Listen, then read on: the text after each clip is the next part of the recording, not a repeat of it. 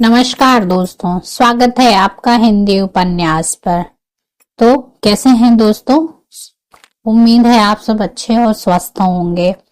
तो चलिए शुरू करते हैं आज का भाग ट्वाइलाइट का ब्लड टाइप। मैं पूरे दिन दूसरों की नजरों से उसका पीछा करता रहा। अपने आसपास के बारे में बहुत कम जानता था। माइक न्यूटन्स की नजरों से नहीं, क्योंकि मैं उसकी आक्रामक कल्पनाओं को और बर्दाश्त नहीं कर सकता था, और जेसिका स्टैनली की नजरों से भी नहीं, क्योंकि बेला के प्रति उसका आक्रोश मुझे परेशान कर रहा था। एंजेला वेबर एक अच्छी पसंद थी जब उसकी नजरें उपलब्ध हों तो। वो दयालु थी, उसका सिर आराम से रहने लायक जगह थी, और फिर कभी कभी शिक्षकों की दृष्टि से मैं बेला को दिन भर लड़खड़ाते हुए देखकर हैरान था।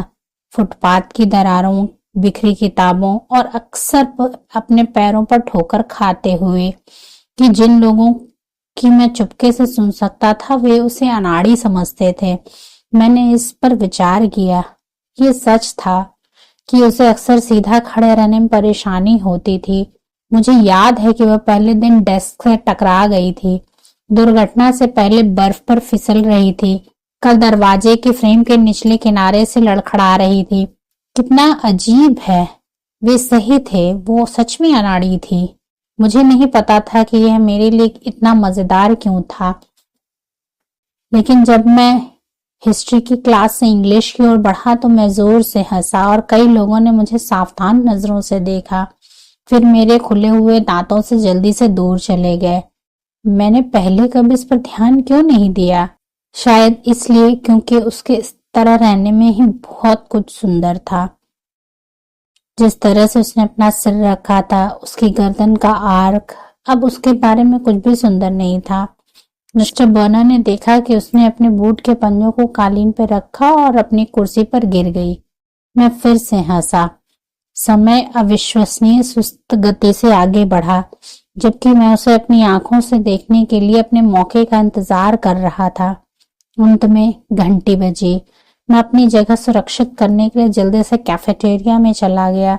मैं कमरे में सबसे पहले आने वालों में से एक था।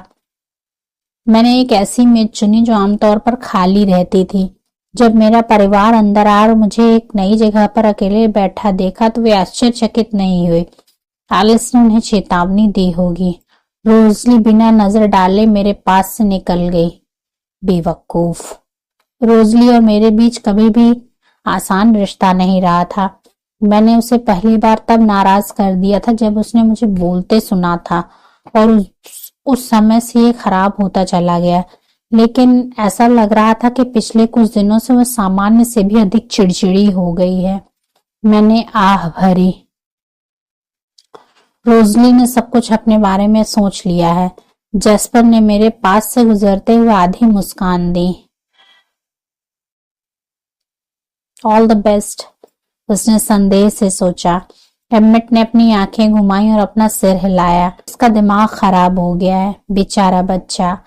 एलिस मुस्कुरा रही थी, उसके दांत बहुत चमकीले लग रहे थे। क्या मैं अब बेला से बात कर सकती हूँ? इससे दूर रहो, मैंने अपनी सांस के नीचे से कहा। उसका चेहरा उतर गया और फिर से चमक उठा। ठीक, मैंने जीव विज्ञान में उसके बगल में बैठकर उसे अनदेखा करने का नाटक करते हुए इतने घंटे बर्बाद कर दिए थे। यह मेरे लिए बहुत ही दुखद विडंबना थी कि आज मैं उसके साथ वह एक घंटा भी नहीं बिता पाऊंगा। जब मैं बेला के आने का इंतजार कर रहा था तो मैंने कैफेटेरिया की ओर जाते हुए जेसिका के पीछे चल रहे नए छात्र की आंखों से उसका पीछा किया। जेसिका आने वाले डांस के बारे में बात कर रही थी, लेकिन बेला ने जवाब में कुछ नहीं कहा। ऐसा नहीं है कि जेसिका ने उसे मौका दिया। जिस पल बेला दरवाजे से अंदर आई, उसकी नजर उस मेज पर पड़ी जहां मेरे भाई बहन बैठे थे। वो एक पल के लिए देखती रही और फिर उसका माथा सिकुड़ गया और उसकी नजरें झुक गईं। उसने मुझे यहाँ नहीं देखा था। वो बहुत उदास लग रही थी। मुझे उठने और उसके पास जाने, किसी तरह से सांत्वना देने की तीव्र इच्छा हुई, लेकिन मुझे नहीं पता था कि उसे क्या सांत्वना मिलेगी। जेसिका डांस के बारे में बात करती रही। क्या बेला इस बात से परेशान थी कि वो इसे मिस करने जा रही थी? ऐसा लगता तो नहीं, लेकिन अगर यह सच होता तो मैं चाहता कि मैं उसे वह ऑप्शन दे पाता। असंभव। डांस के लिए जरूरी शारीरिक निकटता बहुत खतरनाक होगी। उसने अपने लंच के लिए ड्रिंक खरीदी और कुछ नहीं। क्या ये सही था? क्या उसे ज्यादा पोषण की जरूरत नहीं थी? मैंने पहले कभी किसी इंसान के खान पान पर ज्यादा ध्यान नहीं दिया था। इंसान काफी कमजोर होते हैं, चिंता करने के लिए लाखों अलग अलग चीजें होती हैं। एडवर्ड कलन फिर से तुम्हें घूर रहा है, मैंने जेसिका को कहते सुना। मुझे बहुत आश्चर्य हो रहा है कि वो आज अकेले बैठा है। मैं जेसिका का आभारी था, हालांकि वह अब और भी नाराज थी, क्योंकि बेला का सिर अचानक ऊपर उठा और उसकी आंखें तब तक खोजती रहीं जब तक वह मेरी आंखों से मिल नहीं गई। अब उसके चेहरे पर उदासी का कोई निशान नहीं था।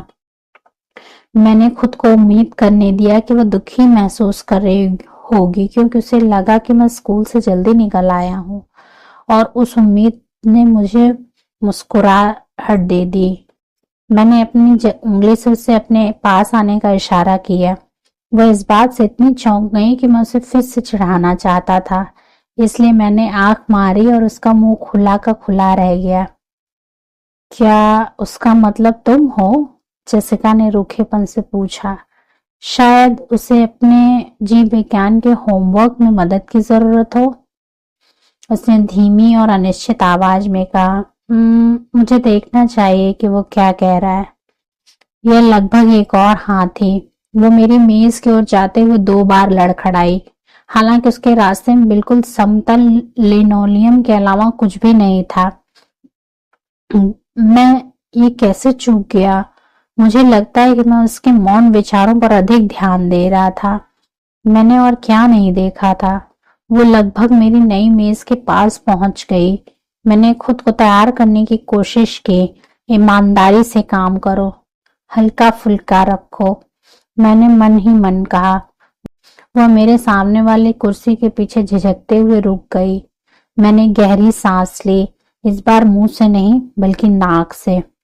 जलन महसूस करो, मैंने सोचा।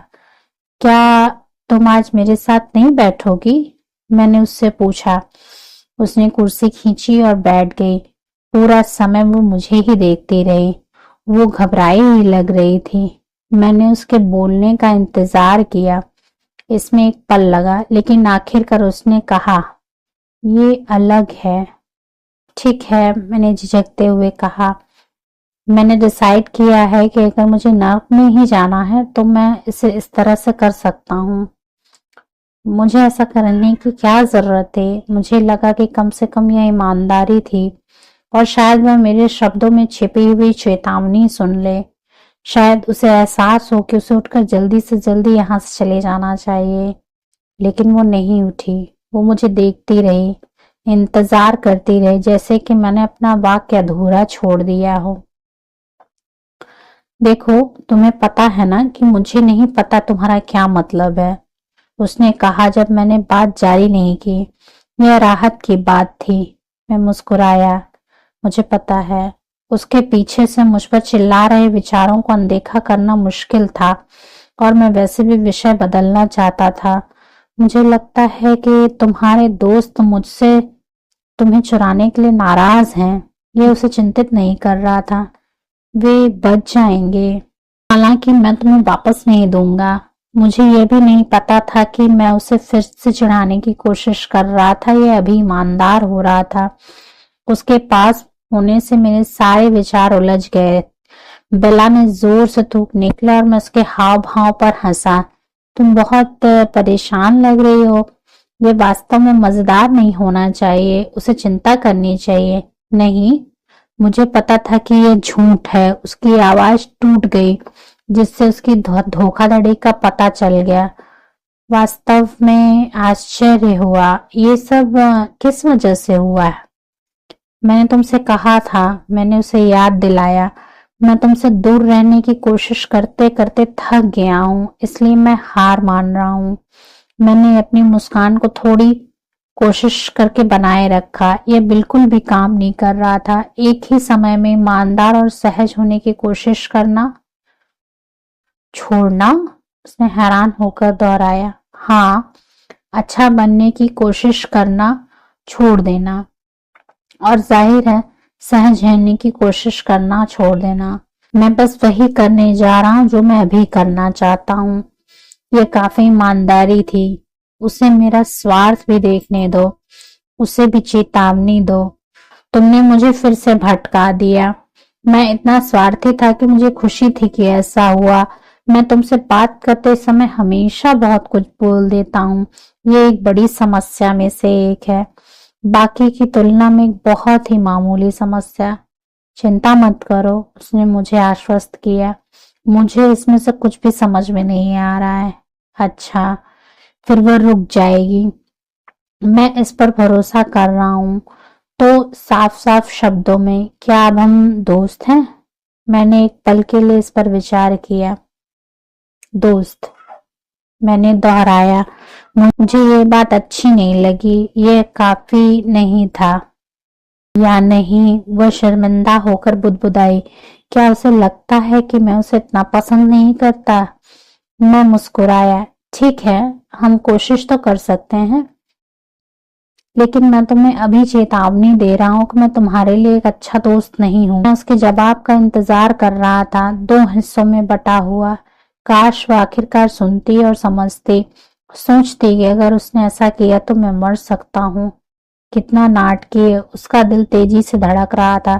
तुम ऐसा अक्सर कहते हो? हाँ, क्योंकि तुम मेरी बात नहीं सुन रही हो, मैंने फिर से बहुत तीव्र स्वर में कहा। मैं अभी भी तुम्हारे इस बात पर विश्वास करने का इंतजार कर रहा हूं। अगर तुम समझदार हो तो तुम मुझसे दूर रहोगी। मैं केवल उस दर्द का अनुमान लगा सकता था जो मुझे महसूस होगा जब वह सही विकल्प चुनने के लिए पर्याप्त समझ जाएगी। उसकी आंखें कस गईं। मुझे लगता है कि तुमने मेरी बुद्धि के विषय पर अपनी राय भी स्पष्ट कर दी है। मुझे ठीक से पता नहीं था कि उसका क्या मतलब है, लेकिन मैंने माफी मांगते हुए मुस्कुराया, यह अनुमान लगाते हुए कि मैंने गलती से उसे नाराज कर दिया होगा। तो उसने धीरे से कहा, जब तक मैं चालाक नहीं बन रही हूं, हम दोस्त बनने की कोशिश करेंगे। यह सही लगता है। उसने नीचे देखा, अपने हाथों में नींबू पानी की बोतल को ध्यान से घूरते हुए। पुरानी जिज्ञासा ने मुझे फिर परेशान किया। तुम क्या सोच रही हो? मैंने पूछा। आखिरकार शब्दों को जोर से कहने से मुझे बहुत राहत मिली। मुझे याद नहीं आ रहा था कि मेरे फेफड़ों में ऑक्सीजन की जरूरत होने पर कैसा महसूस होता है, लेकिन मुझे आश्चर्य हुआ कि क्या सांस लेने की राहत कुछ इस तरह की होती है। उसने मेरी नजर से नजर मिलाई और उसकी सांसें तेज हो गईं, जबकि उसके गाल हल्के गुलाबी रंग के हो गए। मैंने सांस ली। हवा में उसका स्वाद था। मैं यह पता लगाने की कोशिश कर रही हूं कि तुम क्या हो। मैंने अपने चेहरे पर मुस्कान बनाए रखी, अपने चेहरे को बंद किया, जबकि मेरे शरीर में घबराहट फैल गई। बेशक वो सही सोच रही थी। उसका दिमाग बहुत तेज था। मैं उम्मीद नहीं कर सकता था कि वह इतनी स्पष्ट चीज से अनजान होगी। क्या तुम इसमें सफल हो रही हो? मैंने जितना हो सका बेपरवाही से पूछा। बहुत ज्यादा तो नहीं, उसने स्वीकार किया। मैंने अचानक से राहत की सांस ली। तुम्हारी थ्योरी क्या है? वे सच्चाई से ज्यादा बुरे नहीं हो सकते, चाहे वह कुछ भी लेकर आए। उसके गाल और भी ज्यादा लाल हो गए और उसने कुछ नहीं कहा। मैं उसकी शर्म की गर्मी को महसूस कर सकता था। मैं उसे प्रेरित करने की कोशिश करूंगा। यह सामान्य मनुष्यों पर अच्छा काम करता है। मैं प्रोत्साहित करते हुए मुस्कुराया। क्या तुम मुझे बताओगी नहीं? उसने अपना सिर हिलाया। ये बहुत शर्मनाक है। उफ, न जानना किसी भी चीज से ज्यादा बुरा था। इसकी अटकलें उसे शर्मिंदा क्यों करेंगी? ये वास्तव में निराशाजनक है, तुम जानती हो ना। मेरी शिकायत ने उसके अंदर कुछ जगा दिया। उसकी आंखें चमक उठी और उसके शब्द सामान्य से ज्यादा तेजी से निकलने लगे। नहीं, मैं कल्पना नहीं कर सकती कि यह बिल्कुल भी निराशाजनक होगा, सिर्फ इसलिए कि कोई आपको यह बताने से इनकार करता है कि वो क्या सोच रहा है, भले ही वह हर समय रहस्यमय छोटी छोटी टिप्पणियां कर रहा हो जो आपको रात भर यह सोचने पर मजबूर कर दे कि उनका क्या मतलब हो सकता है। अब यह निराशाजनक क्यों होगा? मैंने उस पर भौहें चढ़ाई, यह जानकर परेशान हुआ कि वह सही थी। मैं निष्पक्ष नहीं था, वो नहीं जानती थी कि मेरी वफादारी और सीमाएं मेरी जबान को बांध रही हैं, लेकिन इससे उस असमानता में कोई बदलाव नहीं आया जैसा कि उसने देखा। वो आगे कहती रही, यह बेहतर होगा कि ये कहें कि उस व्यक्ति ने कई तरह की विचित्र चीजें भी की। एक दिन असंभव परिस्थिति में आपकी जान बचाने को लेकर, अगले दिन आपसे बहिष्कृत की तरह व्यवहार करना, और उसने वादा करने के बाद भी कभी भी इनमें से कुछ भी नहीं समझाया। यह भी बहुत निराशाजनक नहीं होगा, है ना? यह सबसे लंबा भाषण था जो मैंने उसे देते हुए सुना, और इसने मुझे मेरी सोची के लिए एक नया गुण दिया। तुम थोड़ी गुस्सैल हो, है ना? मुझे दोहरे मापदंड पसंद नहीं है। बेशक उसकी चिड़चिड़ाहट पूरी तरह से जायज थी, मैं उसके लिए कुछ भी सही कर सकता था, लेकिन माइक न्यूटन के सिर में चुपचाप चिल्लाने की आवाज ने मेरा ध्यान भंग कर दिया। वो इतना गुस्से में था, इतना अपरिपक्व रूप से अश्लील कि उसने मुझे फिर से हंसाया। क्या? उसने पूछा। तुम्हारे बॉयफ्रेंड को लगता है कि मैं तुम्हारे लिए सही नहीं हूँ। वह इस बात पर विचार कर रहा है कि हमारे झगड़े को खत्म करना है या नहीं। मुझे उसे कोशिश करते देखना अच्छा लगेगा। मैं फिर हंसा। मुझे नहीं पता कि तुम किसके बारे में बात कर रहे हो, उसने ठंडी आवाज में कहा, लेकिन मुझे यकीन है कि तुम गलत हो। वैसे भी मुझे बहुत अच्छा लगा जिस तरह उसने एक उदासीन वाक्य के साथ उसे अस्वीकार कर दिया। मैं नहीं हूं। मैंने तुमसे कहा था अधिकांश लोगों को समझना आसान है, मेरे अलावा। जाहिर है, हाँ, तुम्हारे अलावा। क्या उसे हर चीज में अपवाद होना चाहिए था? मुझे आश्चर्य है कि ऐसा क्यों है। मैंने उसकी आंखों में देखा, फिर से कोशिश करते हुए। उसने दूर देखा, फिर अपना नींबू पानी खोला और एक त्वरित घूंट लिया और उसकी आंखें मेज पर झुक गईं। क्या तुम्हें भूख नहीं लगी? मैंने पूछा। नहीं। उसने हमारे बीच की खाली जगह पर नजर डाली और कहा, और तुम? नहीं, मुझे भूख नहीं है, मैंने कहा। मैं निश्चित रूप से भूखा नहीं था। उसने नीचे देखा, उसके होंठ सिकुड़ गए। मैंने इंतजार किया। क्या तुम मेरा एक काम कर सकते हो? उसने अचानक मेरी नजरों से मिलते उसने अचानक मेरी नजरों से नजरें मिलाते हुए पूछा। वो मुझसे क्या चाहेगी? क्या वो सच मांगेगी जो मुझे उससे बताने की अनुमति नहीं है? वह सच जो मैं नहीं चाहता कि वह कभी जाने। यह इस बात पर निर्भर करता है कि तुम क्या चाहती हो। यह ज्यादा नहीं है, उसने वादा किया। मैंने इंतजार किया। हमेशा की तरह उत्सुकता बढ़ गई। मैं बस सोच रही थी, उसने धीरे से कहा, नींबू पानी की बोतल को घूरते हुए, अपनी छोटी उंगली से होंठ को छूते हुए। क्या तुम मुझे पहले से चेतावनी दे सकते हो कि अगली बार जब तुम मेरी भलाई के लिए मुझे अनदेखा करने का फैसला करो? बस इसलिए कि मैं तैयार रहूं। ये चेतावनी चाहती थी, तो फिर मेरे द्वारा अनदेखा किया जाना एक बुरी बात है। मैं मुस्कुराया। ये ठीक लगता है। मैंने सहमति व्यक्त की। थैंक्स, उसने ऊपर देखते हुए कहा। उसके चेहरे पर इतनी राहत थी कि मैं अपनी राहत के साथ हंसना चाहता था। तो क्या बदले में मैं एक बात जान सकता हूँ? मैंने उससे उम्मीद से पूछा। सिर्फ एक, उसने बोला। अनुमति दी। मुझे सिर्फ एक सच थ्योरी बताओ। वो शर्मा गई। वो नहीं, तुम इस बात के लिए क्वालिफाई नहीं करती। तुमने सिर्फ एक उत्तर का वादा किया है, मैंने तर्क दिया, और तुमने खुद भी वादे तोड़े हैं। उसने भी तर्क दिया। उसने मुझे वहीं पर रोक दिया। सिर्फ एक सिद्धांत। मैं हंसूंगा नहीं। हाँ, तुम हंसोगे। वो इस बारे में बहुत आश्वस्त लग रही थी। हालांकि मैं इसके बारे में कुछ भी ऐसा नहीं सोच सकता था जो मजेदार हो। मैंने अनुनय का एक और प्रयास किया। मैंने उसकी आंखों में गहराई से देखा। इतनी गहरी आंखों के साथ ऐसा करना आसान है। और फुसफुसाया, प्लीज। उसने पलक झपकाई और उसका चेहरा पूरी तरह से खाली हो गया। खैर, यह बिल्कुल वैसी प्रतिक्रिया नहीं थी जिसकी मैं उम्मीद कर रही थी। क्या? उसने एक सेकंड बाद पूछा। वह भ्रमित दिख रही थी। क्या उसके साथ कुछ गड़बड़ थी? क्या उसके साथ कुछ गड़बड़ थी? मैंने फिर से कोशिश की। प्लीज मुझे बस एक थ्योरी बताओ। मैंने अपनी नर्म गैर डरावनी आवाज में विनती की, उसकी नजरों को अपने में रखते हुए। मेरे आश्चर्य और संतुष्टि के लिए आखिरकार यह काम कर गया। ठीक है, एक रेडियो धर्मी मकड़ी ने जिसे काट लिया हो। कॉमिक किताबें? कोई आश्चर्य नहीं कि उसने सोचा कि मैं हंसूंगा।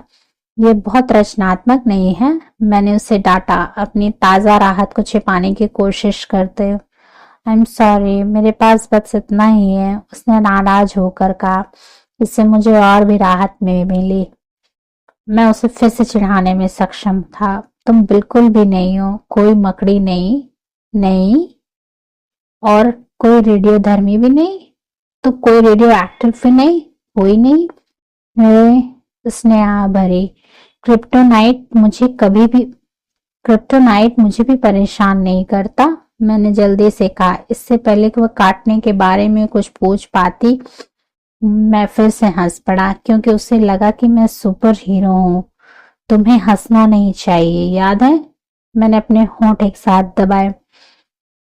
मैं अंततः इसका पता लगा लूंगी, उसने वादा किया, और जब वह ऐसा करेगी तो वो भाग जाएगी। काश तुम ये कोशिश नहीं करती, मैंने कहा। सारी चिढ़ाने वाली बातें खत्म हो गई, क्योंकि मुझे उसकी ईमानदारी का एहसान था। मुझ पर उसकी ईमानदारी का एहसान था। फिर मैंने मुस्कुराने की कोशिश की ताकि मेरे शब्द कम खतरनाक लगें। क्या होगा अगर मैं सुपर हीरो नहीं हूं? क्या होगा अगर मैं एक विलन हूं? उसकी आंखें थोड़ी चौड़ी हो गई और उसके होंठ थोड़े फैल गए। ओह, उसने कहा, और फिर एक और सेकंड के बाद मैं समझ गई। उसने आखिरकार मेरी बात सुन ली थी। क्या तुम? मैंने अपनी पीड़ा को छुपाने की कोशिश करते हुए पूछा। तुम खतरनाक हो, उसने अनुमान लगाया। उसकी सांसें तेज हो गई, उसका दिल तेजी से धड़कने लगा। मैं उसे जवाब नहीं दे पाया। क्या उसके साथ मेरा आखिरी पल था? क्या वह भाग जाएगी? क्या मैं उसे बताने की अनुमति दे सकता था कि मैं उसके जाने से पहले मैं उससे प्यार करता हूँ? या इससे वह और अधिक डर जाएगी? लेकिन ये इतना बुरा नहीं है, उसने फुसफुसाते हुए अपना सिर हिलाया। उसकी स्पष्ट आंखों में कोई डर नहीं दिख रहा था। नहीं, मुझे नहीं लगता कि तुम बुरे हो, तुम गलत हो। मैंने सांस ली। बेशक मैं बुरा था। क्या मैं खुश नहीं हो रहा था ये पाकर कि वह मेरे बारे में मेरी योग्यता से बेहतर सोचती है? अगर मैं एक अच्छा इंसान होता तो मैं उससे दूर रहता। मैंने अपना हाथ मेज पर फैलाया, बहाने के तौर पर उसके नींबू पानी की बोतल के ढक्कन तक पहुंचा। वह मेरे अचानक करीब आए हाथों से दूर नहीं हटी। वो वास्तव में मुझसे नहीं डरती थी, अभी तक तो नहीं। मैंने ढक्कन को एक लट्टू की तरह घुमाया और उसके बजाय उसे देख रहा था। मेरे मन में सिर्फ यही विचार चल रहे थे, भागो बेला भागो। मैं खुद को जोर से शब्द कहने के लिए मजबूर नहीं कर सका। वो अपने पैरों पर कूद पड़ी। जैसे ही मुझे चिंता होने लगी कि उसने किसी तरह मेरी चेतावनी सुन ली, उसने कहा, हम देर से पहुंचेंगे। मैं आज कक्षा में नहीं जाऊंगा। क्यों नहीं? क्योंकि मैं तुम्हें मारना नहीं चाहता। कभी कभी कक्षा में नहीं जाना भी अच्छा होता है। मिस्टर बैनर आज ब्लड टाइपिंग कर रहे थे। एलिस ने अपनी सुबह की कक्षा पहले ही छोड़ दी थी। ठीक है, मैं जा रही हूँ, उसने कहा। इससे मुझे आश्चर्य नहीं हुआ। वो जिम्मेदार थी, उसने हमेशा सही काम किया। वो बिल्कुल मेरे विपरीत थी। मैं तुमसे बाद में मिलूंगा, मैंने कहा फिर से सहज होने की कोशिश करते हुए, घूमते हुए ढक्कन को घूरते हुए। प्लीज अपने आप को बचाओ, प्लीज मुझे कभी मत छोड़ो। वह हिचकिचाई और मैंने एक पल के लिए आशा की कि वो आखिरकार मेरे साथ रहेगी, लेकिन घंटी बजी और वह जल्दी से चली गई। मैंने उसके जाने तक इंतजार किया और फिर मैंने ढक्कन को अपनी जेब में रख लिया। इस सबसे महत्वपूर्ण बातचीत की एक मेमोरी। और बारिश में अपनी कार तक चला गया। मैंने अपनी पसंदीदा शांत करने वाली सीडी लगाई, वही जो मैंने पहले दिन सुनी थी, लेकिन मैं लंबे समय तक डेब्यूसी के नोट्स नहीं सुन पाया। मेरे दिमाग में दूसरे नोट्स चल रहे थे, एक धुन का अंश जो मुझे प्रसन्न और रोमांचित करता था। मैंने स्टीरियो बंद कर दिया और अपने दिमाग में संगीत सुनने लगा। उस अंश के साथ तब तक खेलता रहा जब तक कि वह एक संपूर्ण सामंजस्य में विकसित नहीं हो गया। स्वचालित रूप से मेरी उंगलियां काल्पनिक पियानो कुंजियों पर हवा में घूमने लगी। नई रचना वास्तव में बन रही थी। जब मेरा ध्यान मानसिक पीड़ा की लहर से आकर्षित हुआ, क्या वह बेहोश होने वाली है? मैं क्या करूं? माइक घबरा गया। 100 गज की दूरी पर माइक न्यूटन बेला के लंगड़े शरीर को फुटपाथ पर नीचे उतार रहा था। वह गीली कंक्रीट पर बेसुध होकर गिर गई। उसकी आंखें बंद थी, उसकी त्वचा एक लाश की तरह चाक जैसी थी। मैंने कार का दरवाजा लगभग खोल दिया। बेला, मैंने चिल्लाकर कहा। जब मैंने उसका नाम पुकारा तो उसके बेजान चेहरे पर कोई बदलाव नहीं आया। मेरा पूरा शरीर बर्फ से भी ठंडा हो गया। यह मेरे द्वारा कल्पना की गई हर हास्यास्पद स्थिति की पुष्टि थी। जिस क्षण वह मेरी नजरों से ओझल हुई, मैं माइक के बढ़ते आश्चर्य से अवगत था, क्योंकि मैं उसके विचारों को उग्रता से छान रहा था। वह केवल मेरे प्रति अपने गुस्से के बारे में सोच रहा था, इसलिए मुझे नहीं पता था कि बेला को क्या हुआ था। अगर उसने उसे नुकसान पहुंचाने के लिए कुछ किया होता तो मैं उसे खत्म कर दूंगा। उसके शरीर का सबसे छोटा टुकड़ा भी कभी बरामद नहीं किया जा सकेगा। क्या हुआ? क्या उसे चोट लगी है? मैंने पूछा, उसके विचारों को केंद्रित करने की कोशिश करते हुए। मानवीय गति से चलना पागलपन था। मुझे अपने दृष्टिकोण पर नहीं ध्यान देना चाहिए था। फिर मैं उसके दिल की धड़कन, उसकी सांसों को सुन सकता था, जैसा कि मैंने देखा। उसने अपनी आंखें और भी कसकर बंद कर ली। इससे मेरी घबराहट कुछ कम हुई। मैंने माइक के दिमाग में यादों की एक झलक देखी, बायोलॉजी कक्ष से छवियों की एक झलक। हमारी मेज पर बेला का सिर, उसकी गोरी त्वचा हरी हो रही थी, सफेद कार्डों पर लाल रंग की बूंदें, ब्लड टाइपिंग। मैं जहां था वहीं रुक गया, अपनी सांस रोके हुए। उसकी खुशबू एक चीज थी, उसका बहता हुआ खून बिल्कुल अलग चीज थी। मुझे लगता है कि वो बेहोश हो गई है, माइक ने कहा, एक ही समय चिंतित और नाराज। मुझे नहीं पता कि क्या हुआ। उसने अपनी उंगली भी नहीं डाली। मेरे अंदर राहत की लहर दौड़ गई और मैंने फिर से सांस ली, हवा का स्वाद चखा। आह! मैं माइक न्यूटन के पंचर घाव से खून के छोटे से रिसाव को सूंघ सकता था। एक बार यह मुझे पसंद आ सकता था। मैं उसके बगल में घुटनों के बल बैठ गया, जबकि माइक मेरे बगल में मंडरा रहा था। मेरे हस्तक्षेप पर वो नाराज था। बेला, क्या तुम मुझे सुन सकती हो? नहीं, उसने कराहते हुए कहा। चले जाओ। राहत इतनी शानदार थी कि मैं हंस पड़ा। वह खतरे में नहीं थी। मैं उसे नर्स के पास ले जा रहा था, माइक ने कहा, लेकिन वो आगे नहीं जाएगी। मैं उसे ले जाऊंगा, तुम वापस क्लास में जा सकते हो, मैंने तिरस्कार पूर्वक कहा। माइक ने दांत भींचे। नहीं, मुझे ये करना ही चाहिए। मैं उस मूर्ख के साथ बहस करते हुए खड़ा नहीं होना चाहता था। रोमांचित और भयभीत, आधे आधे आभारी और आधे आधे दुखी उस स्थिति से जिसने उसे छूना एक आवश्यकता बना दिया था। मैंने बेला को फुटपाथ से धीरे से उठाया और उसे अपनी बाहों में पकड़ लिया, केवल उसकी रेन जैकेट और जीन्स को छूते हुए। हमारे शरीर के बीच जितना संभव हो सके उतना दूरी बनाए रखते हुए मैं उसी गति से आगे बढ़ रहा था, उसे सुरक्षित रखने की जल्दी में। दूसरे शब्दों में, मुझसे दूर। उसकी आंखें खुली थीं, आश्चर्यचकित तरीके से। मुझे नीचे उतारो, उसने एक कमजोर आवाज में आदेश दिया। फिर से शर्मिंदा, मैंने उसके चेहरे के भाव से अनुमान लगाया। उसे कमजोरी दिखाना पसंद नहीं था, लेकिन उसका शरीर इतना हल्का था कि मुझे संदेह था कि वो अपने आप खड़ी हो पाएगी। चलना तो दूर की बात है। मैंने पीछे से माइक के चिल्लाने वाले विरोध को अनदेखा कर दिया। तुम बहुत बेकार लड़की हो, मैंने उससे कहा, और मुस्कुराना बंद नहीं कर पा रहा था क्योंकि इसके साथ कुछ भी गलत नहीं था सिवाय हल्के सिर और कमजोर पेट के। मुझे वापस उतारो, उसने कहा। उसके होंठ सफेद थे।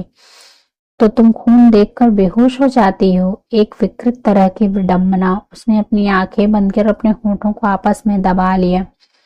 और ये तुम्हारा अपना खून भी नहीं था, मैंने कहा। मेरी मुस्कान चौड़ी होती जा रही थी। हम सामने के ऑफिस में पहुंचे। दरवाजा 1 इंच खुला हुआ था और मैंने अपने रास्ते से उसे हटा दिया। मिस कोप चौंक गई।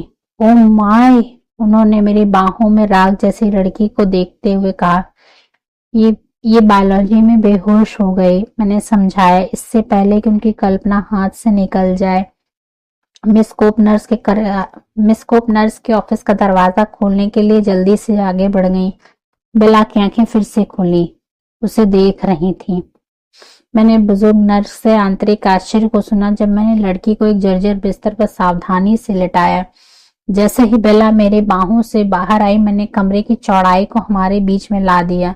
मेरा शरीर बहुत उत्तेजित था, बहुत उत्सुक था। मेरी मांसपेशियां तनी हुई थी और जहर बह रहा था। वो बहुत गर्म और बहुत सुगंधित थी। वो बस थोड़ी सी बेहोश है, मैंने मिसेस हैमंड को आश्वस्त किया। ये वे बायोलॉजी के रक्त टाइपिंग में है, उसने सिर हिलाया।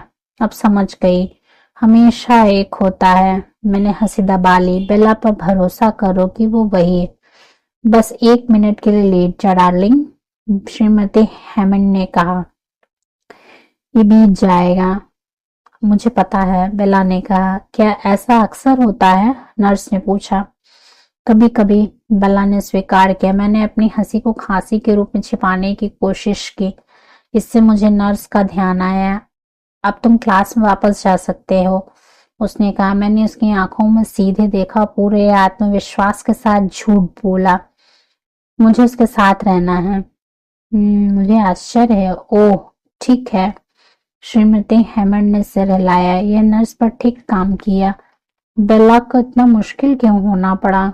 मैं तुम्हारे माथे के लिए कुछ बर्फ लाती हूँ डियर, नर्स ने कहा, और मेरी आंखों में देखने से थोड़ा असहज जिस तरह के से एक इंसान को होना चाहिए हुई और कमरे से बाहर चली गई।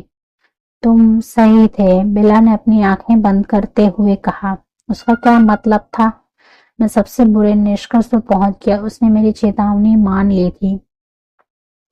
मैं आमतौर पर सही ही होता हूँ, मैंने कहा, अपनी आवाज में मनोरंजन बनाए रखने की कोशिश करते हुए। लेकिन अब ये कड़वा लग रहा था। लेकिन इस बार किस बारे में? छोड़ना, डिच करना अच्छा है, उसने आह भरी। आह, फिर से राहत। वह तब चुप थी। वो बस धीरे धीरे सांस ले रही थी। उसके होंठ गुलाबी होने लगे थे। उसका मुंह थोड़ा सा संतुलित था। उसके ऊपरी होंठ निचले होंठ से मेल खाने के लिए थोड़ा ज्यादा भरा हुआ था। उसके मुंह को घूरने से मुझे अजीब लगा। मुझे उसके करीब जाने का मन हुआ, जो एक अच्छा विचार नहीं था। तुमने मुझे 1 मिनट के लिए तो डरा ही दिया, मैंने बातचीत को फिर से शुरू करने की कोशिश करते हुए कहा। खामोशी अजीब तरह से दर्दनाक थी, जिसने मुझे उसकी आवाज के बिना अकेला छोड़ दिया। मुझे लगा कि न्यूटन तुम्हारी लाश को जंगल में दफनाने के लिए ले जा रहा है। हा हा, उसने जवाब दिया। ईमानदारी से, मैंने इससे बेहतर रंग की लाशें देखी हैं। ये वास्तव में सच था। मुझे चिंता थी कि मुझे तुम्हारी हत्या का बदला लेना पड़ जाए, और मुझे लेना ही था। बेचारा माइक, उसने आह भरी। मुझे यकीन है कि वो पागल हो गया है। मेरे अंदर क्रोध की लहर तो उड़ गई, लेकिन मैंने इसे जल्दी से दबा लिया। उसकी चिंता निश्चित रूप से सिर्फ दया थी। वो दयालु थी, बस इतना ही। वो मुझसे बहुत नफरत करता है, मैंने उससे कहा, इस विचार से खुश होकर। तुम ये नहीं जान सकते। मैंने उसका चेहरा देखा। मैं बता सकता हूँ। ये सच था कि उसके चेहरे को पढ़ने से मुझे वह खास निष्कर्ष निकालने के लिए पर्याप्त जानकारी मिल जाती। बेला के साथ ये सब अभ्यास मेरे कौशल को निखार रहा था। तुमने मुझे कैसे देखा? मुझे लगा कि तुम धोखा दे रही हो। उसका चेहरा बेहतर लग रहा था। उसकी पारदर्शी त्वचा से हरा रंग गायब हो गया था। मैं अपनी कार में था, एक सीडी सुन रहा था। तुमने मुझे कैसे देखा? मुझे लगा कि तुम धोखा दे रहे हो। उसका चेहरा बेहतर लग रहा था। उसकी पारदर्शी त्वचा से हरा रंग गायब हो रहा था। मैं अपनी कार में था और एक सीडी सुन रहा था। उसका मुंह फड़क रहा था, जैसे मेरे बहुत ही साधारण उत्तर ने उसे किसी तरह चौंका दिया। जब मिसेस हैमंड एक आइस पैक लेकर लौटे तो फिर से अपनी आंखें खोली। ये लो डार्लिंग, नर्स ने बेला के माथे पर से रखते हुए कहा, अब तुम बेहतर दिख रही हो। मुझे लगता है कि मैं ठीक हूँ, बेला ने कहा और आइस पैक को हटाते हुए उठ बैठी। बेशक उसे देखभाल पसंद नहीं है। श्रीमती हेमंड के जुर्रीदार हाथ लड़की की ओर फड़फड़ा रहे थे, मानो वो उसे पीछे धकेलने जा रही हो। लेकिन तभी मिस कोप ने ऑफिस का दरवाजा खोला और अंदर आ गई। उनके आने से ताजे खून की गंध आई। बस एक झोंका। ऑफिस में उनके पीछे अदृश्य माइक न्यूटन अभी भी गुस्से में था। वह चाहता था जिस भारी लड़के को उसने घसीटा वो वही लड़की जो मेरे साथ यहाँ थी। हमें एक और मिल गया है, मिस कोप ने कहा। बेला जल्दी से बेड से नीचे कूदकर स्पॉटलाइट से बाहर निकलने के लिए उत्सुक हो। यहाँ, उसने कहा, कंप्रेस को वापस श्रीमती हैमंड को सौंपते हुए। मुझे इसकी जरूरत नहीं है, माइक ने ली स्टीफन्स को दरवाजे से आधा धकेलते हुए कहा। ली ने अपने चेहरे पर जो हाथ रखा था उससे खून अभी भी टपक रहा था, जो उसकी कलाई की ओर बह रहा था। ओह नहीं, ये मेरे जाने का संकेत था और बेला का भी ऐसा लग रहा था। बाहर जाओ बेला, उसने मुझे आश्चर्य से देखा। मेरा विश्वास करो, जाओ। वो घूमी और दरवाजा बंद होने से पहले उसे पकड़ लिया और ऑफिस की ओर भागी।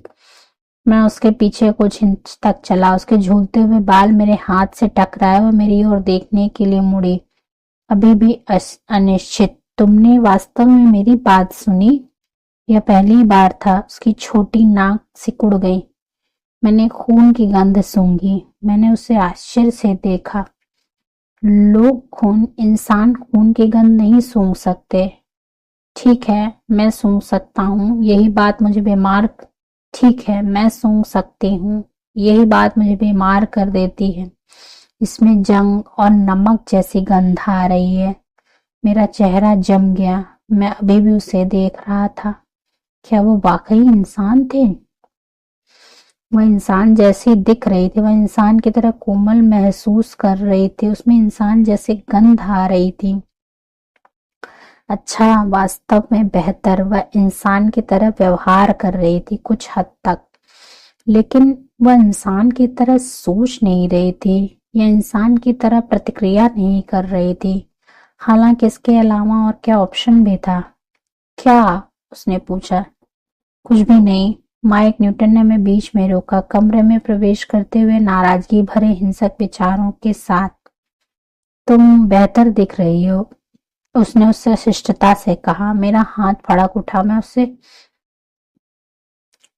उसे कुछ शिष्टाचार सिखाना चाहता था। मुझे खुद पर ध्यान देना होगा या मैं वास्तव में इस घृणित लड़के को मार डालूंगा। बस अपना हाथ अपनी जेब में रखो, उसने कहा। एक पल के लिए मुझे लगा मुझसे बात कर रही है। अब खून नहीं बह रहा है, उसने उदास होकर उत्तर दिया। क्या तुम वापस जा रही हो? क्लास? क्या तुम मजाक कर रहे हो? मुझे बस वापस लौटना है। ये बहुत अच्छा था। मैंने सोचा था कि मुझे उसके साथ पूरा 1 घंटा बिताना होगा और अब मुझे इसके बजाय अतिरिक्त समय मिला। एक उपहार जिसका मैं निश्चित रूप से हकदार नहीं था। हाँ, मुझे लगता है, माइक ने बड़बड़ाया। तो क्या तुम इस वीकेंड पे जा रहे हो? बीच पर? ये क्या था? उनके पास प्लान्स थे? क्रोध ने मुझे वहीं जमने पर मजबूर कर दिया। हालांकि ये एक ग्रुप टूर था। माइक अपने दिमाग में अन्य आमंत्रित लोगों को छांट रहा था, स्थानों की गिनती कर रहा था। यह केवल वो दोनों नहीं थे। इससे मेरा गुस्सा कम नहीं हुआ। मैं बिना हिले डुले काउंटर पर झुक गया, अपनी प्रतिक्रिया को नियंत्रित करते हुए। जरूर, मैंने कहा कि मैं इसमें शामिल हूँ। उसने उससे वादा किया है, इसलिए उसने भी उसे हाँ कह दिया। ईर्ष्या जल रही थी, प्यास से ज्यादा दर्दनाक। हम 10 बजे मेरे पिताजी के स्टोर पर मिल रहे हैं और खलन को आमंत्रित नहीं किया गया। मैं वहीं रहूंगी, उसने कहा। फिर मैं तुम्हें जिम में मिलूंगी। फिर मिलते हैं, उसने जवाब दिया और अपनी कक्षा में चला गया। उसके विचार क्रोध से भरे हुए। उसे उस सनकी में क्या दिखता है? जरूर वो अमीर है, मुझे लगता है लड़कियां उसे हॉट समझती हैं, लेकिन मुझे ऐसा नहीं दिखता।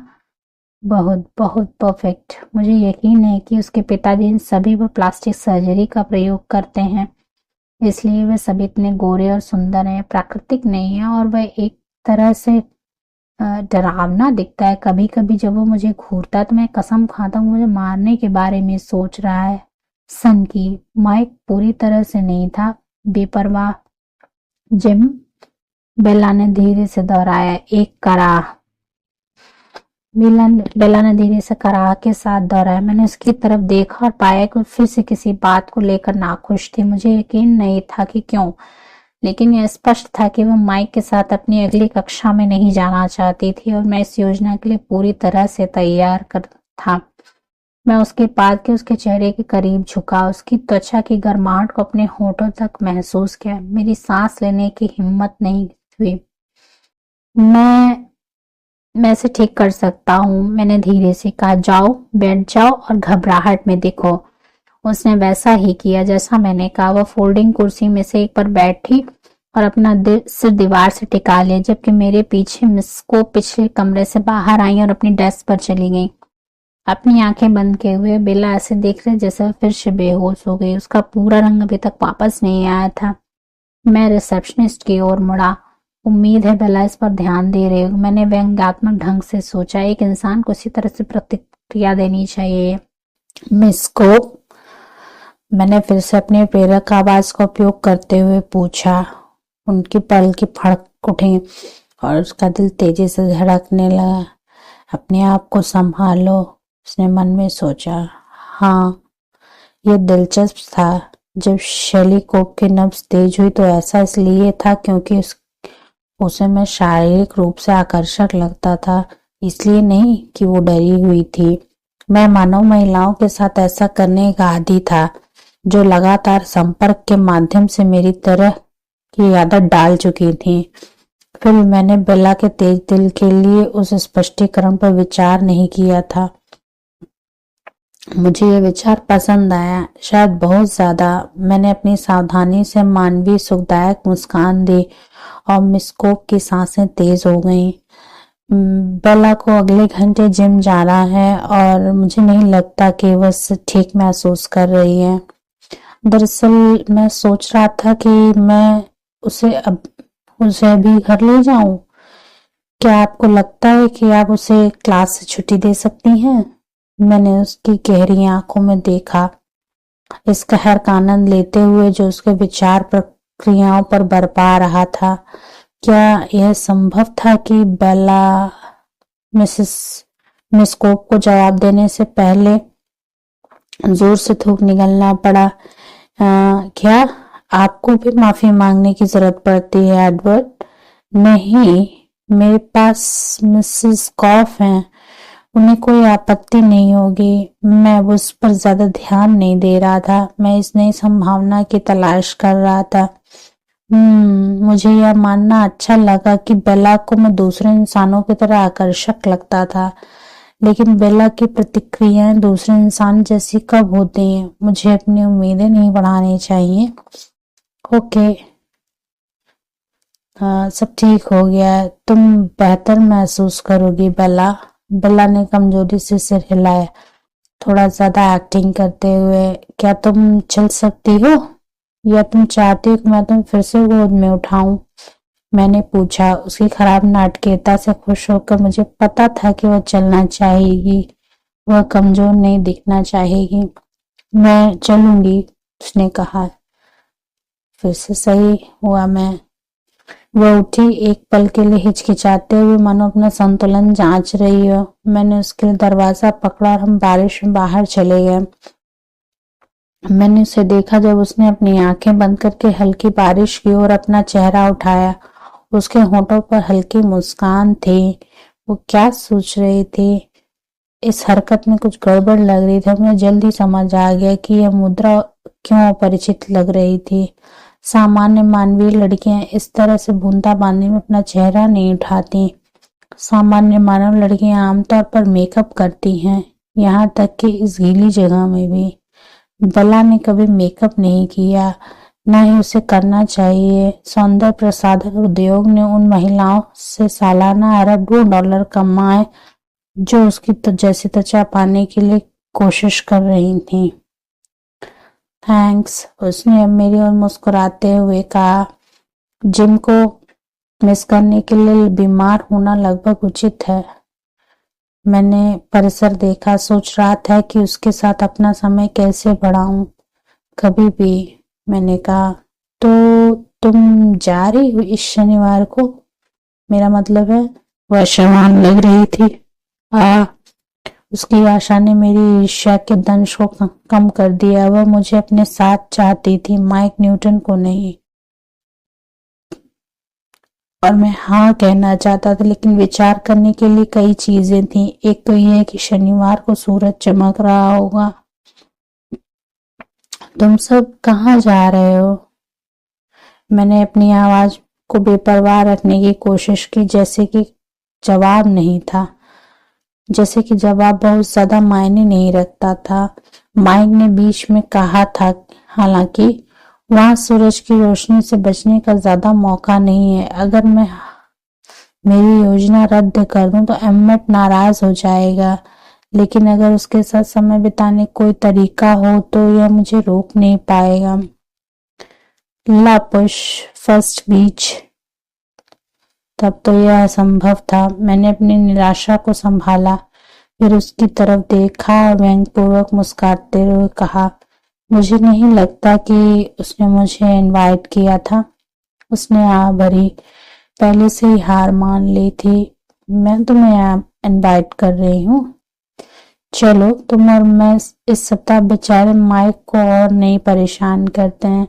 हम नहीं चाहते कि वो और नाराज हो। मैंने बेचारे माइक को खुद ही नाराज करने के बारे में सोचा और मानसिक तस्वीर का भरपूर आनंद लिया। माइक श्माइक, उसने फिर से खारिज करते हुए कहा। मैं मुस्कुराया और फिर वो मुझसे दूर जाने लगी। अपनी हरकत के बारे में सोचे बिना मैंने अपने हाथ बढ़ाया और उसके रेन जैकेट के पीछे से उसे पकड़ लिया। वो झटके से रुक गई। तुम्हें क्या लगता है तुम कहाँ जा रही हो? मैं परेशान था, लगभग गुस्से में कि वह जा रही थी। मेरे पास उसके साथ पर्याप्त समय नहीं था। मैं घर जा रही हूँ, उसने कहा। वह स्पष्ट रूप से हैरान थी कि यह मुझे क्यों परेशान कर रहा है। क्या तुमने मुझे यह वादा करते नहीं सुना कि मैं तुम्हें सुरक्षित घर पहुंचा दूंगा? क्या तुम्हें लगता है कि मैं तुम्हारी इस हालत में तुम्हें गाड़ी चलाने दूंगा? मुझे पता था कि उसे ये पसंद नहीं आएगी। मेरी ये बात उसकी कमजोरी को दर्शाती है, लेकिन मुझे सियाटल यात्रा के लिए अभ्यास करने की जरूरत थी, यह देखने के लिए क्या मैं एक बंद जगह में उसकी निकटता को संभाल सकता हूँ। ये बहुत छोटी यात्रा थी। क्या हालत? उसने पूछा। और मेरे ट्रक का क्या होगा? मैं एलिस से कहूंगा कि स्कूल के बाद उसे छोड़ दे। मैंने उसे सावधानी से अपनी कार की ओर खींचा। जाहिर है आगे चलना उसके लिए काफी चुनौतीपूर्ण था। छोड़ो, उसने कहा, बगल की ओर मुड़ते हुए और लगभग ठोकर खाते हुए। मैंने उसे पकड़ने के लिए एक हाथ आगे बढ़ाया, लेकिन वह जरूरत से पहले ही अपने आप सीधी हो गई। मुझे उसे छूने के बहाने नहीं ढूंढना चाहिए। इससे मैं मिस्कोक की मेरी प्रतिक्रिया के बारे में फिर से सोचने लगा, लेकिन मैंने इसे बात के लिए रख दिया। इस मोर्चे पर विचार करने के लिए बहुत कुछ था। मैंने उसे जाने दिया जैसा कि उसने कहा था, और फिर पछताया। वो तुरंत ठोकर खाकर मेरी कार के पैसेंजर दरवाजे से टकरा गई। मुझे उसके खराब संतुलन को ध्यान रखते हुए और भी अधिक सावधान रहना होगा। तुम बहुत ज्यादा जिद्दी हो। वो सही थी, मेरा व्यवहार अजीब था और सबसे दयालु। वो सही थी, मेरा व्यवहार अजीब था और यह सबसे सही वर्णन था। क्या वह अब मुझे मना कर देगी? ये दरवाजा खुला है। मैंने कार में बैठकर कार स्टार्ट की। उसने अपने शरीर को मजबूती से पकड़ रखा। फिर भी बाहर, हालांकि बारिश तेज हो गई थी, मुझे पता था कि उसे ठंड और नमी पसंद नहीं है। पानी उसके घने बालों को भिगा रहा था, जिससे उसके बाल काले हो रहे थे। मैं खुद गाड़ी चलाकर घर जाने में पूरी तरह सक्षम हूँ। बेशक वह थी, लेकिन मैं उसके साथ समय बिताना चाहता था जिस तरह से मैंने पहले कभी किसी और चीज की चाहत नहीं की थी। प्यास की तरह तत्काल और मांग वाली नहीं, यह कुछ अलग था। एक अलग तरह की चाहत और अलग तरह का दर्द। वो कांप उठी। मैंने यात्री साइड की खिड़की को नीचे किया और उसकी ओर झुक गया। प्लीज अंदर आ जाओ बेला। उसकी आंखें सिकुड़ गईं और मैंने अनुमान लगाया कि वह इस बात पर विचार कर रही थी कि भागना है या नहीं। मैं तुम्हें वापस कार में डाल सकता हूँ, मैंने मजाक में कहा। मैं तुम्हें फिर से खींच सकता हूँ, मैंने मजाक में कहा, यह सोचते हुए कि क्या मेरा अनुमान सही था। उसके चेहरे पर घबराहट ने मुझे बताया कि यह सही था। उसकी ठोड़ी हवा में अकड़ कर खड़ी थी। उसने अपना दरवाजा खोला और अंदर बैठ गई। उसके बालों से पानी चमड़े पर टपक रहे थे और उसके जूते एक दूसरे से टकरा रहे थे। ये जरूरी नहीं है, उसने कहा। मुझे लगा कि वो वास्तव में गुस्से से ज्यादा शर्मिंदा दिख रही थी। क्या मेरा व्यवहार पूरी तरह से अलग था? मुझे लगा कि मैं उसे चिढ़ा रहा था, कि मैं औसत किशोर लड़के की तरह व्यवहार कर रहा था। लेकिन क्या होगा अगर मैंने गलत किया होता? क्या उसे मजबूर महसूस हुआ?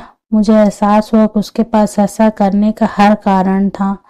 मुझे नहीं पता था कि ये कैसे करना है। 2000 साल में एक सामान्य मानव, आधुनिक व्यक्ति के रूप में उससे कैसा प्रणय निवेदन करना है। एक इंसान के रूप में मैंने सिर्फ अपने समय के रीति रिवाज सीखे थे।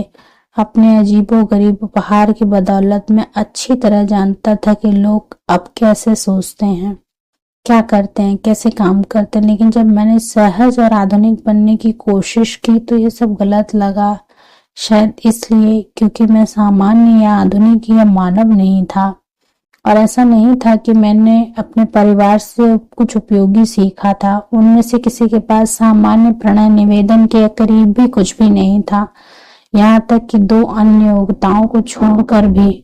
रोजली और इमेट एक क्लिच थे, classic love at first sight कहानी थी। ऐसा कभी नहीं हुआ था जब दोनों में से किसी ने भी सवाल किया वो एक दूसरे के लिए क्या है। रोजली ने इमेट को पहली बार देखा। वह उस मासूमियत और ईमानदारी की ओर आकर्षित हो गई जो उसे जीवन में नहीं मिली थी और वह उसे चाहती थी। एमिट ने जब पहली बार रोजली को देखा तो उसे एक देवी दिखी जिसकी वह तब से लगातार पूजा करता आ रहा था। उनके बीच कभी भी संदेह से भरी कोई अजीबोगरीब पहली बातचीत नहीं हुई थी। कभी भी हाँ या ना के इंतजार में नाखून चबाने वाला पल नहीं आया। एलिस और जैस्पर का मिलन और भी कम सामान्य था। अपनी पहली मुलाकात से पहले के सभी 28 सालों में एलिस जानती थी कि वह जैस्पर से प्यार करेगी। उसने उनके भविष्य के जीवन के कई साल, दशक, शताब्दियां साथ में देखी थी और जैस्पर उस लंबे समय से प्रतीक्षित पल में उसकी सभी भावनाओं को महसूस करते हुए, उसके प्यार की पवित्रता, निश्चितता और गहराई को महसूस करते हुए अभिभूत हुए बिना नहीं रह सका। उसे यह सुनामी जैसा लगा होगा। कार्लाइल और एस्मे दूसरों की तुलना में थोड़े अधिक सामान्य थे। मुझे लगता है एस्मे पहले से ही कार्लाइल से प्यार करती थी। उसके लिए बहुत आश्चर्य की बात थी, लेकिन किसी रहस्यमय जादुई तरीके से नहीं। वो कार्लाइल से एक लड़की के रूप में मिली थी और उसकी सौम्यता, बुद्धि और लौकिक सुंदरता से आकर्षित होकर उसके साथ एक ऐसा लगाव बना जिसने उसके शेष मानव जीवन के वर्षों में उसे परेशान कर दिया था। लाइफ एस्मे के प्रति दयालु नहीं थी, इसलिए यह आश्चर्य की बात नहीं थी कि एक अच्छे आदमी की यह सुनहरी याद उसके दिल में कभी नहीं बदली।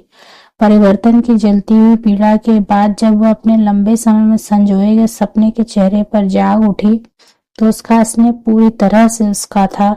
मैं कार्लाइल को उसकी अप्रत्याशित प्रतिक्रिया के बारे में आगाह करने के लिए मौजूद था। ऐसी उम्मीद थी कि वह अपने परिवर्तन से चौंक जाएगी, दर्द से आहत होगी, जो वह बन गई थी उससे डरेगी, बहुत कुछ मेरी तरह। उसे उम्मीद थी कि उसे समझाना होगा और माफी मांगनी होगी, उसे शांत करना होगा और प्रायश्चित करना होगा। वह जानता था कि एक अच्छा मौका था कि वह मृत्यु को पसंद करती, कि वह उसके ज्ञान या सहमति के बिना किए गए चुनाव के लिए उससे घृणा करती।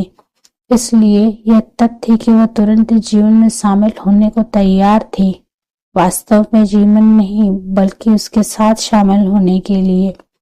ऐसा कुछ नहीं था जिसके लिए वह तैयार था। उसने उस पल से पहले खुद को रोमांटिक प्रेम की संभावित वस्तु के रूप में कभी नहीं देखा था।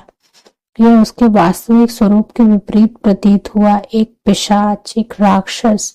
मैंने उससे जो बताया उसने एस्मे को देखने के उसके तरीके को बदल दिया, जिस तरह से वह खुद को देखता था। इससे भी बढ़कर किसी को बचाने का फैसला करना बहुत शक्तिशाली बात थी। यह कोई ऐसा फैसला नहीं था जिसे कोई समझदार व्यक्ति हल्के में ले सकता है। जब कार्लाइल ने मुझे चुना तो मेरे प्रति उसके मन में दर्जनों भावनाएं थी। इससे पहले कि मैं यह समझ पाता कि क्या हो रहा है, जिम्मेदारी, चिंता, कोमलता, दया, आशा, करुणा, इस कृत्य के प्रति एक स्वाभाविक स्वामित्व था जिसे मैंने कभी अनुभव नहीं किया था, केवल उसके और रोजली के विचारों के माध्यम से सुना था। उनका नाम जानने से पहले ही मैं उनके लिए पिता की तरह महसूस करने लगा था। मेरे लिए बेटे के रूप में अपनी भूमिका में ढलना सहज और सहज था। प्यार आसानी से आया, हालांकि मैंने हमेशा इसे मेरे धर्म परिवर्तन की पहल करने की तुलना में एक व्यक्ति के रूप में उनके होने के कारण को अधिक माना। तो चाहे इन कारणों से या चाहे यह इसलिए था क्योंकि कार्लाइल और एस्मे का एक दूसरे से मिलना तय था, मेरे पास यह सुनने की क्षमता होने के बावजूद कि सब कैसे हुआ, मैं ये कभी नहीं जान पाऊंगा कि वह उससे प्यार करती। चाहे इन कारणों से या चाहे यह इसलिए था क्योंकि कार्लाइल और एस्मे का एक दूसरे से मिलना तय था, मेरे पास सुनने की क्षमता होने के बावजूद यह सब कैसे हुआ, मैं ये कभी नहीं जान पाऊंगा। वो उससे प्यार करती थी और उसने जल्द ही पाया कि वो उससे प्यार कि वह प्यार वो उसको वापस कर सकता है।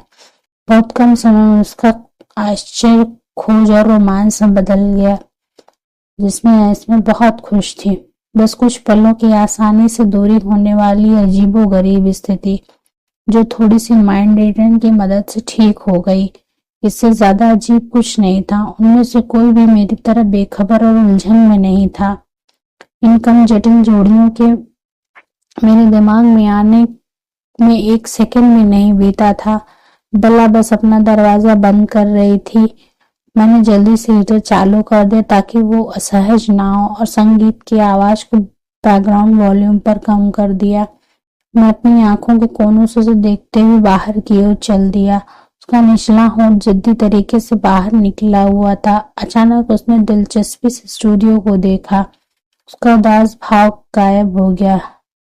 क्लेयर डेलिन? उसने पूछा। क्लासिक का प्रशंसक। आप डेब्यूसी को जानते हैं? नहीं, उसने कहा। मेरी माँ घर में बहुत सारा क्लासिकल संगीत बजाती हैं। मैं केवल अपने पसंदीदा गाने ही जानती हूँ। ये मेरी भी पसंद में से एक है। मैंने इस पर विचार करते हुए बारिश को देखा। वास्तव में मेरी और उस लड़की की कुछ समानताएं थीं। मैं सोचने लगा कि हम हर तरह से विपरीत हैं। वह अब ज्यादा शांत लग रही थी, मेरी तरह बारिश को घूर रही थी। बिना देखे आंखों से मैंने सांस लेने के साथ प्रयोग करने के लिए उसके क्षणिक ध्यान का उपयोग किया। मैंने अपनी नाक से सावधानी से सांस ली। बहुत शक्तिशाली। मैंने स्टीयरिंग व्हील को कसकर पकड़ लिया। बारिश की वजह से उसकी गंध अच्छी आ रही थी। मैंने कभी नहीं सोचा था कि ऐसा संभव है। स्वाद की उम्मीद मेरी जीभ में झुनझुनी होने लगी। मुझे घृणा के साथ एहसास हुआ कि राक्षस मरा नहीं था, वह बस समय का इंतजार कर रहा था। मैंने अपने गले में जलन के लिए खूब थूक निगलने की कोशिश की। इससे कोई मदद नहीं मिली। इससे मुझे गुस्सा आया। मेरे पास लड़की के साथ बहुत कम समय था। अतिरिक्त 15 मिनट हासिल करने के लिए मुझे पहले से कितनी दूर जाना पड़ा था। इस पर नजर डाले। मैंने एक और सांस ली और अपनी प्रतिक्रिया से लड़ा। मुझे उससे मजबूत होना था। अगर मैं इस कहानी का विलन नहीं होता तो मैं क्या करता? मैंने खुद से पूछा। मैं इस बहुमूल्य समय का उपयोग कैसे करता? मैं उसके बारे में और अधिक जानने की कोशिश करता। तुम्हारी माँ कैसी है? मैंने पूछा। बेला मुस्कुराई। वो बहुत हद तक मेरी तरह दिखती हैं, लेकिन वो ज्यादा सुंदर है। मैंने उसे संदेह भरी नजरों से देखा।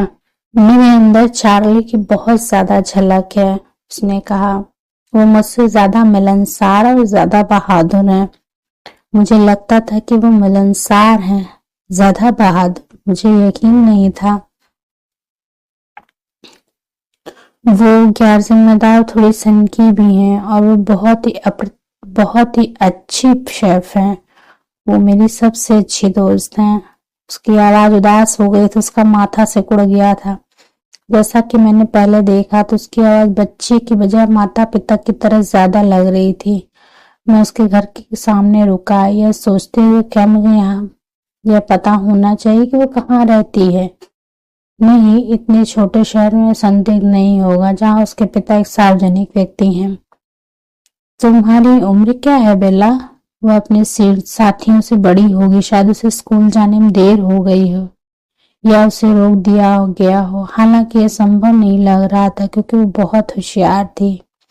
मैं 17 साल की हूँ, उसने जवाब दिया। तुम लगती तो नहीं हो। वो हंसी। क्या? मेरी माँ हमेशा कहती है कि मैं 35 साल की उम्र में पैदा हुई थी और हर साल मैं अधेड़ होती जा रही हूँ। वो फिर से हंसी और फिर आ भरी। ठीक है, किसी को तो बड़ा होना ही चाहिए। इसलिए मेरे लिए चीजें स्पष्ट हो गईं। यह समझना आसान था कि माँ की गैर जिम्मेदारी बेटी की परिपक्वता में कैसे बदल गई। उसे बड़ी जल्दी बड़ा होना पड़ा, देखभाल करने वाली बनना पड़ा। इसलिए उसे देखभाल पसंद नहीं थी। उसे लगता था कि ये उसका काम है। तुम खुद हाई स्कूल में जूनियर की तरह नहीं लगते, उसने मुझे मेरी कल्पना से बाहर खींचते हुए कहा। मैंने भौहें सिकोड़ी। मैंने उसके बारे में जो कुछ भी दिखा उसके बदले में उसने बहुत कुछ देखा। मैंने सब्जेक्ट चेंज कर दिया। तो तुम्हारी माँ ने फिर से शादी क्यों की? उत्तर देने से पहले वो 1 मिनट झिझकी। मेरी माँ वो अपनी उम्र के हिसाब से बहुत छोटी है। मुझे लगता है फिर उसे और भी छोटा महसूस कराता है। किसी भी तरह से वो उसके लिए पागल है। उसने अपना सिर हिलाया। क्या तुम इस बात से सहमत हो? मैंने सोचा। क्या इससे कोई फर्क पड़ता है? उसने पूछा। मैं चाहती हूँ कि वो खुश रहें और वो वही है जहाँ वो होना चाहती हैं।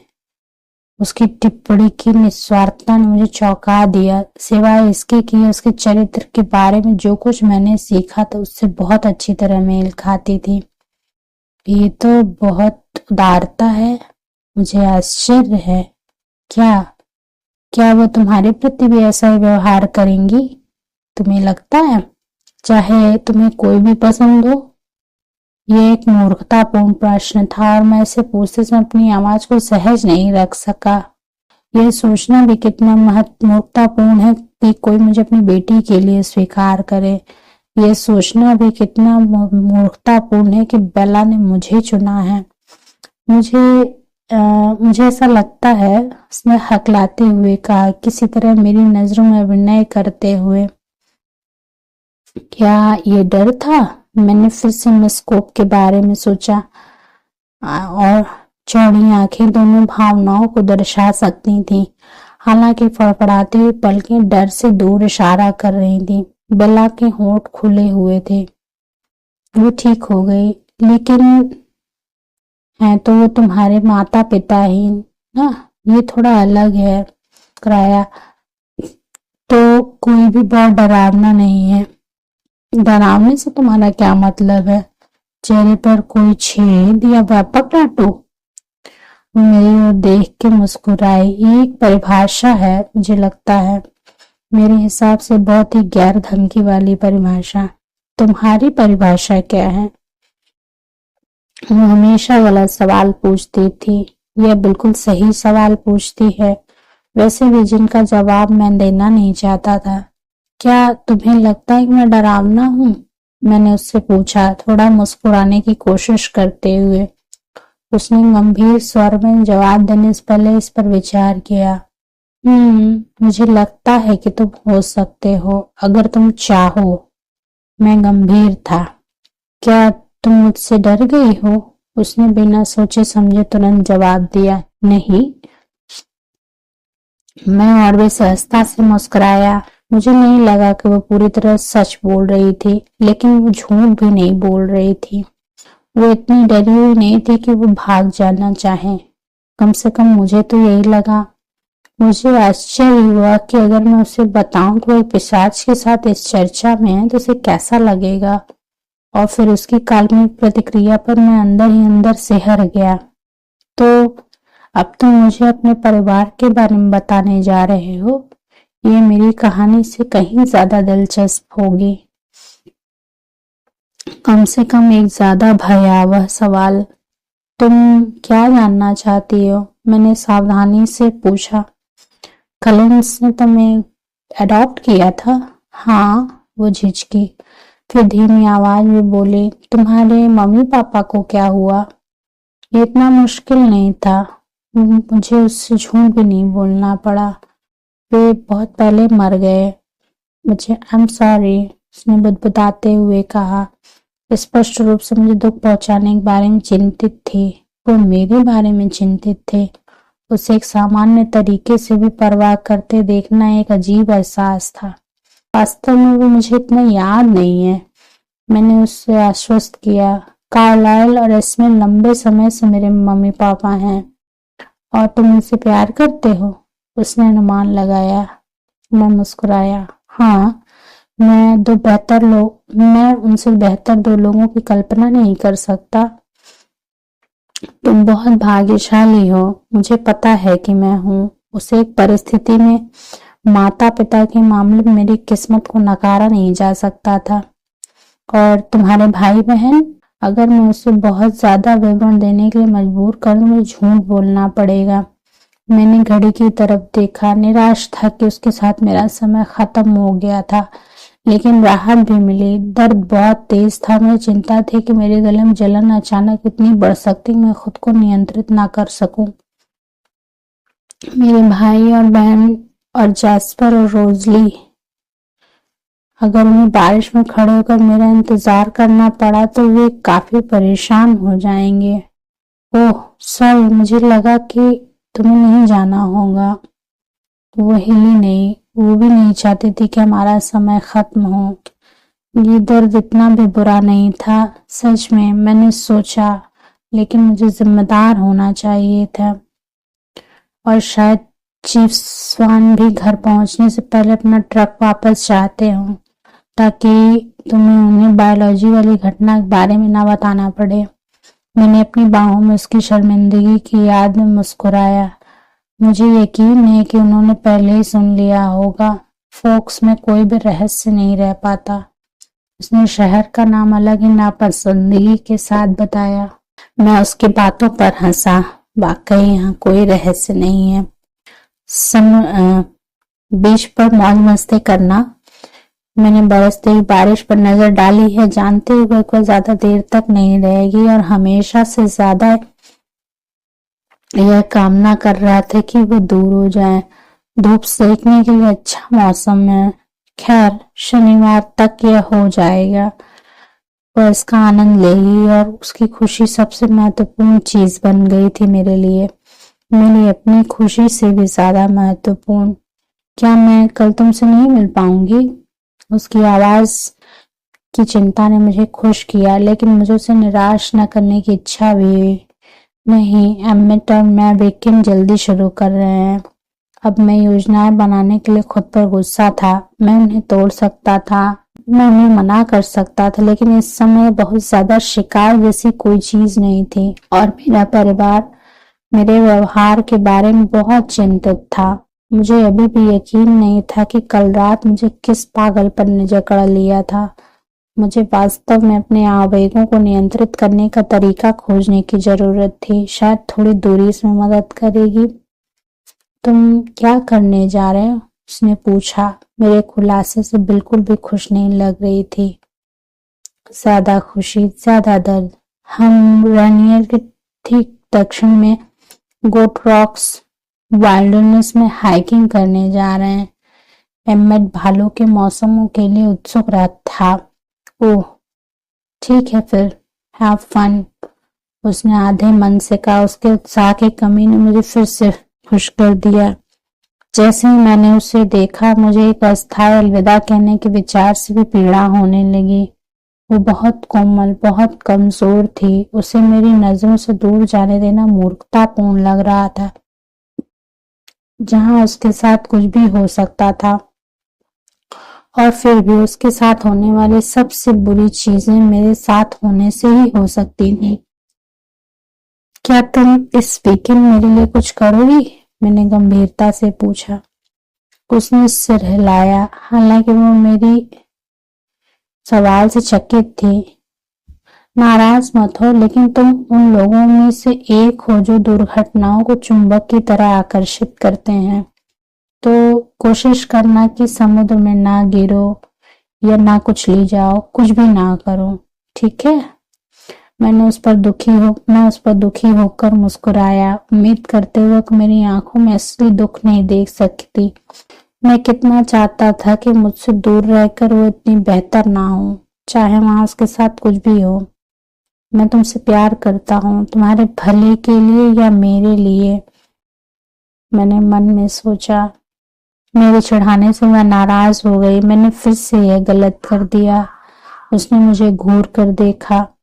मैं देखूंगी कि मैं क्या कर सकती हूँ, उसने झट से कहा। बारिश में बाहर निकल गया, अपने पीछे जितना हो सके उतना जोर से दरवाजा बंद कर दिया।